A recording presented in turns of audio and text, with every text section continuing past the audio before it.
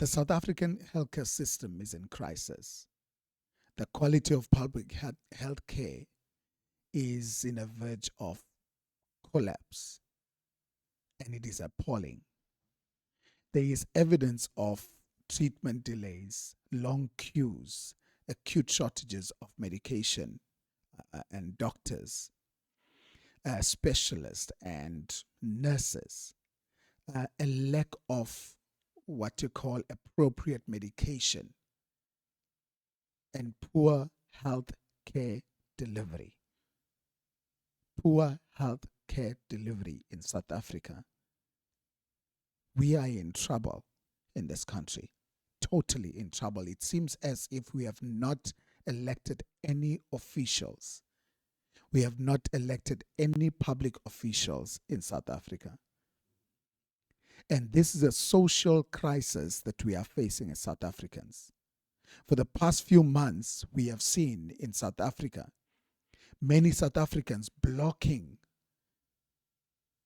entrances of hospitals and clinics from undocumented migrants. Yes, and some came up in violence or erupted in violence. Why? Because South Africans are fed up. South Africans are tired of the status quo. They are tired of the status quo. And this did not happen in a vacuum. It did not happen in a vacuum. South Africans have been speaking with no joy from their own officials or from their own government. And Eddington Hospital is where foreigners were said to have flooded many places, keeping many South Africans from gaining access to medical care in their own country, And when we speak about putting our country and our country's citizens first, it does not mean that we are disrespecting the Constitution or the laws of the land. We are not doing that.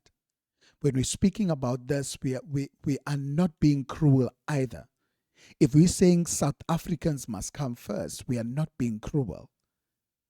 We are just trying to make sure that we are okay before others come in and access the very same limited care that we have in South Africa. We are just tired. We are not disrespecting our Constitution. In fact, this Constitution at times, it seems as if it's working against us as South Africans. So when we speak about putting our country in order before helping anyone else, we are not trying to be disrespectful. What makes South Africans even more angry and upset is the arrogance that comes with this entitlement. This arrogance that comes with some kind of entitlement in this country. And this arrogance comes from many undocumented migrants. And they will come and speak anyhow to citizens. Let's watch this arrogance, especially from this guy trying to tell us how we should be doing. Listen to this. Operation Dudula operatives have been camping at Kalafong Hospital in Gauteng. And they are chasing away foreigners, that Black African immigrants that need medical care. They chase them away from hospitals. Sometimes they get into hospitals and they chase away foreigners that need medical care because they feel like they should go to their country to seek medical care. Which is correct. Are there South Africans in Nigeria? Yes. Do they need medical care? Yes. Do they seek medical care from Nigerian hospital? Yes. But why should other Africans that need medical care should be chased away and bullied and ambushed in South African government hospitals? They are saying that they should go back to their country for medical care. Who does that? There's no country in the world apart from South Africa right now, where patients and people that are sick that need medical care are chased away. The least you can do is charge foreigners a fee. If they don't have an ID, charge them a fee. But you don't chase away people that need medical care because they don't belong. They are blacks, but they are from other nations. They are not. Wait, firstly, when foreigners come to this country undocumented, how do you charge them a fee of the money that they do not have? Where do they get that money? And if you do not charge them, there are South Africans in this country who needs the very same care, and they should be the first ones who receive it. But the problem here is not that we do not want to give that care. We've been giving that care for many, many years. But it's the arrogance that comes with that. That's when South African citizens have become angry because our own brothers who say they are Africans from other countries, they come here and they insult South Africans. That's why South Africans have become very angry. Let's continue watching. From your country. Where does that work? You want to claim to have the most liberal and the best constitution in the world, which provides health care for everybody within the territory of South Africa. But you don't want to obey that constitution. You don't want to obey it when it's convenient. Rather, take away that constitution. Well, yes, within the territory of South Africa, but how did you enter this territory? How did you enter the territory? The fact that you are in South Africa unlawfully, you have committed a crime. The fact that you are here unlawfully in this territory, you have committed a crime. So we cannot just treat you like you are just okay. No, we cannot do that. Charge foreigners for medical care, charge refugees for medical care, and take away that constitution. Know that you have one of the most useless constitutions. Just take it like that. You can't claim to have the best constitution that provides medical care for everybody, but you chase them out in secret because they're foreigners. You can't be doing things. It doesn't make sense. This is one of the guys that's very, very entitled about what he's talking about right now. I'm not sure where this guy made this video from, but these are entitled illegal foreign nationals. And we have no problem. We have no problem with undocumented foreigners. But if you have come into this country illegally, try and at least show us some respect. Don't come and tell us about everything else that you want to tell us. Show us some respect as South Africans. Give us some respect at least. We have no problem at all with documented and legal foreigners as well. They can access healthcare anyway. We know many who access healthcare anyway. But don't come and lecture us about how we should do anything in our country. Go and fix your country. Go and fix your own country. You know we have problems in this country, but you take advantage of that. You take advantage of that. There are a few things that I would like to address in this brother's statement very, very quickly. It seems to me that South Africans are being bullied or forced to just accept every country within the region in the disguise of brotherhood or Africanhood or Africanness. But when the same brothers come here, they have the audacity and the entitlement attitude, and they disrespect our own citizens. They disrespect us. You want South Africans to accept you as a brother or sister from a different African state.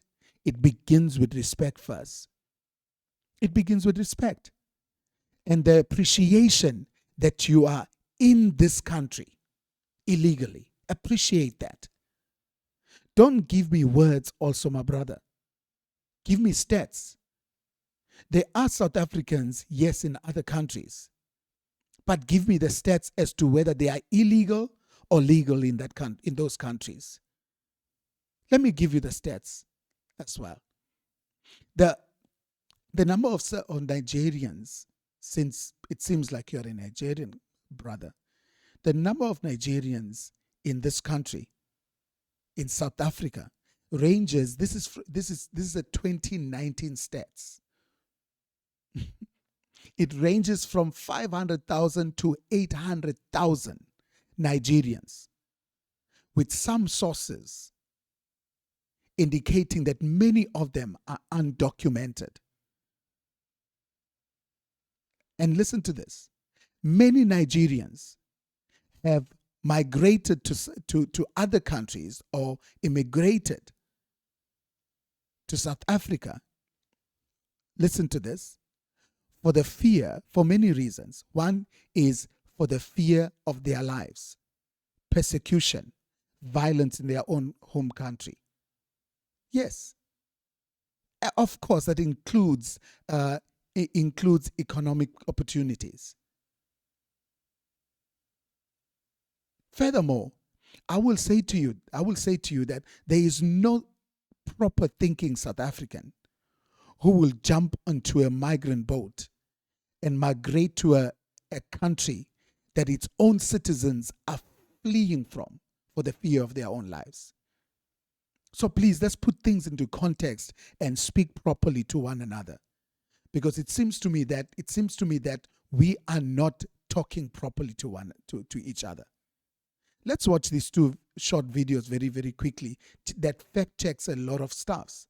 Listen to this one, what happens in Zimbabwe when you have to try and acquire medical care. Let's actually get into a different approach. What if it was us in those other countries? It's actually interesting to look at Zimbabwe's healthcare system through a comparative perspective. It's a mix of public and private, but their approach to non-citizens is fundamentally different to that of South Africa. Zimbabwe doesn't pretend to offer free healthcare to foreigners. Both public and private facilities expect payment from non-citizens. Public facilities charge fees, often on a sliding scale, while private care is much more expensive. Their focus on national health insurance is explicitly for citizens. This is key. Explicitly for citizens. Only South Africa is exploited and insulted. And we can't stand that as South Africans, to be exploited and insulted by our guest. For undocumented immigrants within Zimbabwe, the situation is incredibly difficult. There are fears of deportation, lack of funds, and there's also institutional barriers which severely limit access to even basic healthcare in that country. While emergency treatment might be given on humanitarian grounds, comprehensive and consistent just primary care is virtually impossible if you're not paying. Crucially, Zimbabwe explicitly advises that all foreigners must get comprehensive international health insurance before they enter the country. Yep. This is what they say. This, for them, shifts the financial responsibility away from the state and onto the individuals or their insurer. This model seems fair, right? This model, while certainly presenting humanitarian challenges for vulnerable, undocumented individuals in Zimbabwe, it actually demonstrates a very clear principle. If you are a non-citizen in Zimbabwe, you're generally expected to cover for your own healthcare costs, often through insurance, etc. You can't rely on the state to actually do that for you. I want us to listen to what this sister has to say with regard to what we offer compared to what other African states receive from us.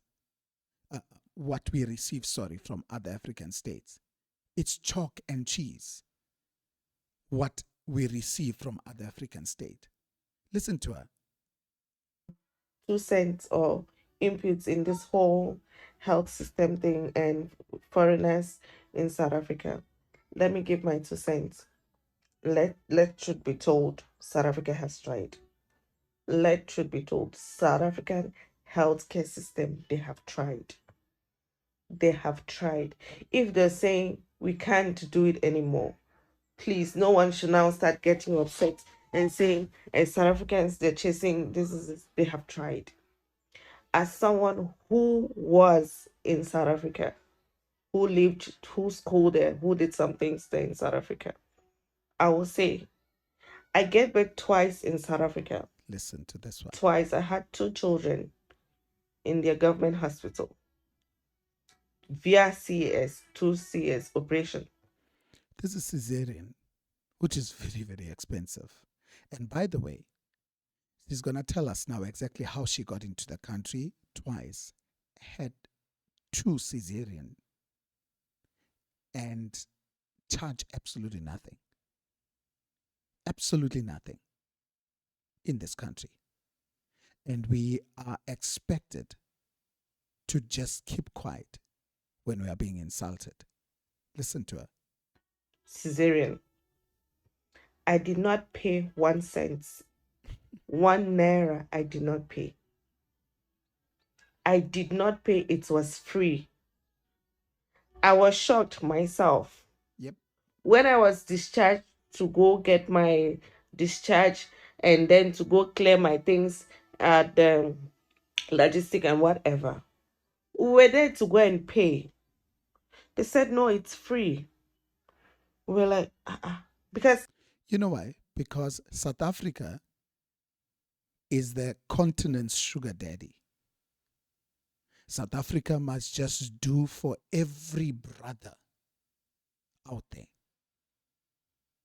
Every brother. That's manipulation.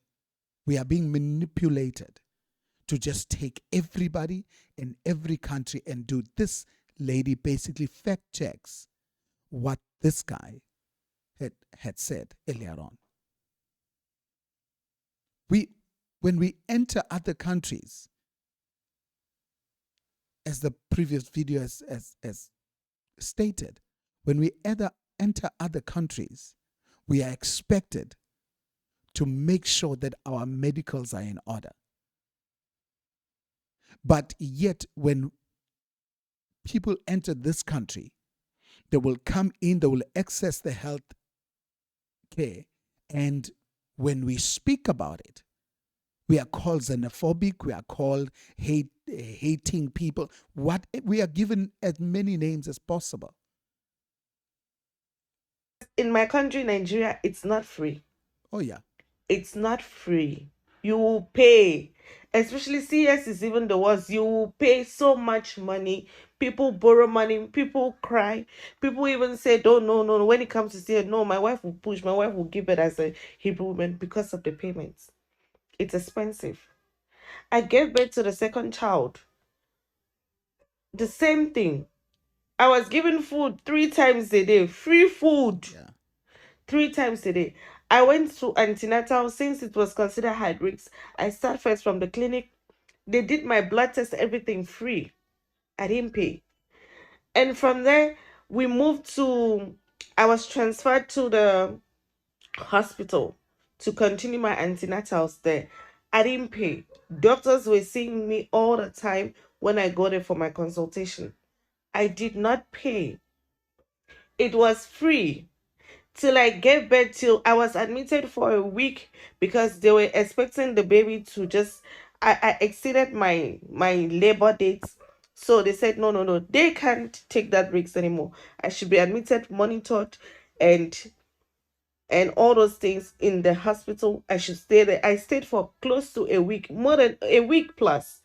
And the baby couldn't come, the labor didn't start on its own. So they said, no, we can't risk it anymore. We have to take you in for operation.